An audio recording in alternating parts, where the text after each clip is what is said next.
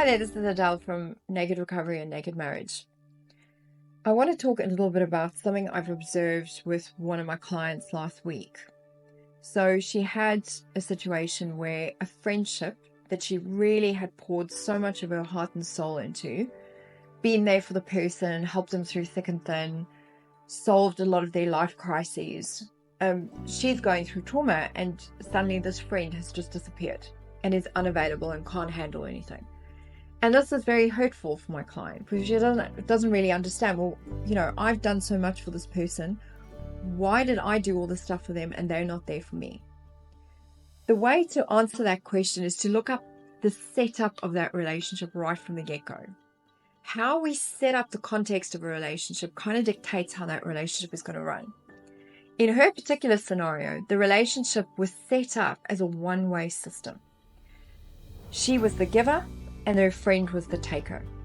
And there was never any context where that person had reciprocity back and forth.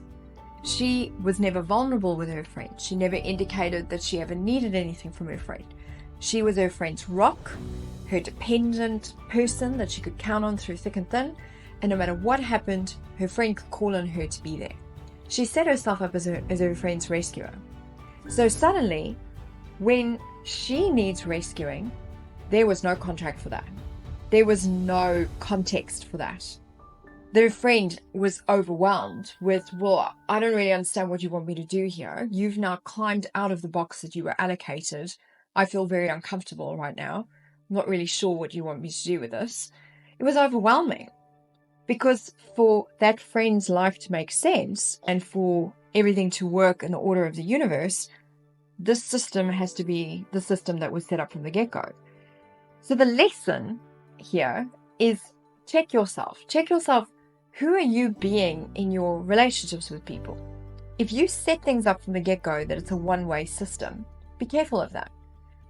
If you're really vulnerable or ever needing people within your life and you're always the strong one, check yourself and be careful of that. Because you might find yourself that when you're in a crisis and you're crying wolf, that there's nobody there to actually help you. So setting up a relationship right from the start in a give and take scenario is what sets it up for health in the future.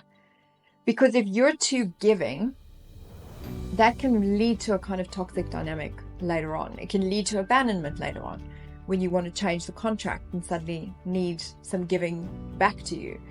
It can set up a cycle of abuse if that person is just constantly expecting you to give. It can set up you can set yourself up as narcissistic supply, where you're constantly delivering adulation and adoration and empathy to somebody, and they're not there to actually provide the same back to you. So being too giving, being unvulnerable, always only ever being there to help other people is a trait that you need to be aware of. It's quite a codependent trait, and it will set yourself up as the person's rescuer and not as their true and genuine partner or friend.